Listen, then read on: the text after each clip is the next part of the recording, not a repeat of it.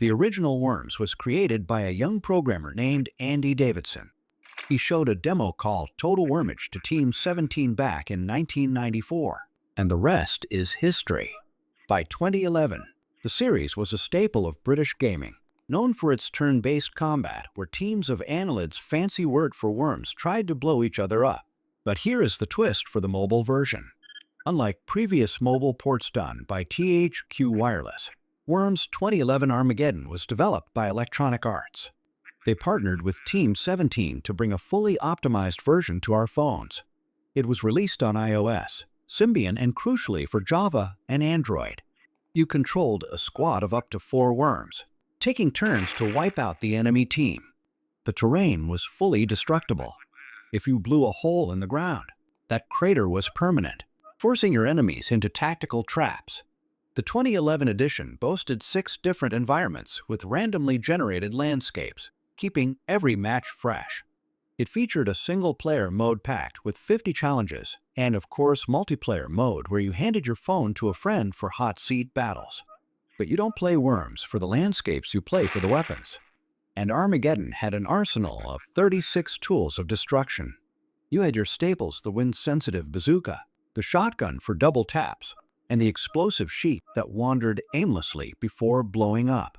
This game introduced mobile players to some truly absurd super weapons. You had the Super Banana Bomb, which exploded into a bunch of deadly, tiny bananas. You had the Armageddon Strike, which literally rained meteors down on the screen.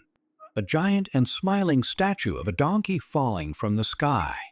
It dealt up to 700 points of damage, enough to vaporize a worm instantly. Andy Davidson's mother actually owned a concrete donkey in their garden that gave him nightmares as a child. He put it in the game as revenge. That is the level of weird creativity we loved. If you search for Worms 2011, you'll find that many sources list this as Worms 2011 Armageddon or sometimes just Worms HD. This version is often confused with Worms 2 Armageddon. The key difference is the developer. This was EA's take on the formula, specifically optimized for the Android market and Java phones in early 2011. It was essentially an enhanced port of the 2009 iPhone game, but with better graphics for the new hardware of the time. It cost roughly $2.99 or €1.59, a small price for hours of entertainment. In 1995, the fighting game genre was ruled by giants, but Capcom decided to go back to the beginning literally. Street Fighter Alpha, known as Street Fighter Zero in Japan, was a massive gamble for Capcom. It was the first all-new entry in the franchise since the legendary Street Fighter II in 1991. Instead of a direct sequel, this was a prequel. It introduced us to younger, more aggressive versions of Ryu, Ken, and Chun-Li, while resurrecting forgotten fighters like Birdie from the original 1987 Street Fighter.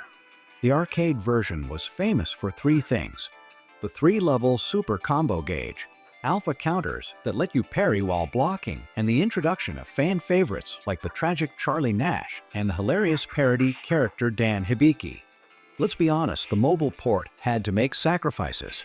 The arcade version ran on Capcom's CP System 2 hardware, famous for its silky smooth animation and vibrant colors. Think Darkstalkers level of quality. You have your mainstays Ryu, Ken, Chun-Li, and Sagat. Inspired by the Street Fighter II movie is usually missing in the mobile version due to processing power, but you generally get a solid arcade ladder and a versus mode via Bluetooth. Let's be real, playing Street Fighter via Bluetooth in 2010 felt like witchcraft. For a kid on a bus ride home with a Nokia or a Sony Ericsson, this was magic. It was the first time 2D fighting felt portable without needing a Game Boy. It proved that complex mechanics, super combos, parries, and even secret characters could exist on a device primarily used for texting. GameLoft was the king of this Java-powered jungle, and they kicked off a bloody good time with the original Zombie Infection. It was gritty, it was intense, and it won a Platinum Award. This time, we're swapping the dark, claustrophobic streets of the first game for the humid, deadly jungles of Brazil. You step back into the boots of Anderson, the hero from New York, who is now basically a legendary zombie killer. He's joined by his biographer, the sharp-shooting Keisha. And let me tell you, for a Java game, The writing is surprisingly sharp. It's not just about survival, it's about solving a mystery.